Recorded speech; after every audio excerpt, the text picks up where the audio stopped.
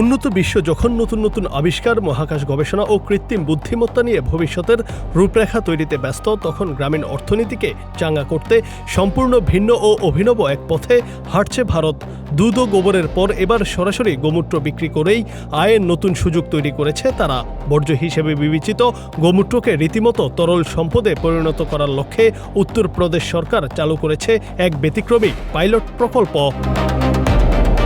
প্রাথমিকভাবে উত্তরপ্রদেশের 15টি গ্রামে এই প্রকল্পের কাজ শুরু হয়েছে। প্রতিদিন এই গ্রামগুলো থেকে অন্তত 500 লিটার গোমূত্র সংগ্রহ করা হচ্ছে। সংগ্রহের সুবিধার্থে গ্রামে গ্রামে বসানো হয়েছে 200 লিটার ধারণ ক্ষমতার বিশালাকার ট্যাঙ্ক। সরকার কৃষকদের কাছ থেকে প্রতি লিটার গোমূত্র কিনছে 10 রুপি দরে।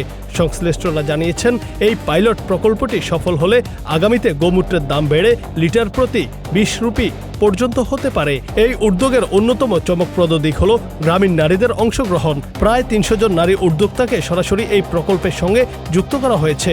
গোমূত্র সংগ্রহের কাজে সহযোগিতা করলে লিটার প্রতি 2 রুপি করে কমিশন পাচ্ছেন তারা। এমনকি কেবল শ্রমিক হিসেবে নয়, এই নারীদের প্রকল্পের শেয়ার হোল্ডার হিসেবেও স্বীকৃতি দেওয়া হয়েছে। জনমনে প্রশ্ন উঠেছে, এত বিপুল পরিমাণ গোমূত্র দিয়ে সরকার আসলে কি করবে? সরকারি পরিকল্পনা অনুযায়ী সংগ্রহিত এই গোমূত্র মূলত কৃষিকাজে কাঁচামাল হিসেবে ব্যবহৃত হবে। বিশেষজ্ঞদের ধারণা, আগামী দিনে কৃষিতে ব্যবহৃত ক্ষতিকর রাসায়নিক উপাদানের একটি পরিবেশ বান্ধব বিকল্প হিসেবে এটি বড় ভূমিকা রাখতে পারে। তবে গোমূত্রকে ঘিরে অর্থনীতির এই নতুন সমীকরণ শুরু হতেই ময়দানে নেমেছে রাজনৈতিক দলগুলো। বিরোধী দল সমাজবাদী পার্টি এই উদ্যোগের কড়া সমালোচনা করে দাবি করেছে, রাজ্যে গরুর আশ্রয়ণ কেন্দ্রগুলোর শোচনীয় অবস্থা এখনও ঠিক হয়নি। সেই মৌলিক সমস্যার সমাধান না করে কেবল গোমূত্র কিনলে প্রকৃত উন্নয়ন কতটা হবে তা নিয়ে যথেষ্ট সন্দেহ রয়েছে। অন্যদিকে ক্ষমতাসীন দল বিজেপি বিরোধীদের এই দাবি উড়িয়ে দিয়ে বলছে, সরকারের যে কোনো ইতিবাচক উদ্যোগেও অহেতুক সমস্যা খুঁজে বের করা বিরোধীদের অভ্যাসে পরিণত হয়েছে। দুধ ও গোবরের পর এবার গোমূত্র থেকেও আয়ের এই সমীকরণ গ্রামীণ ভারতের জন্য এক নতুন বার্তা দিচ্ছে।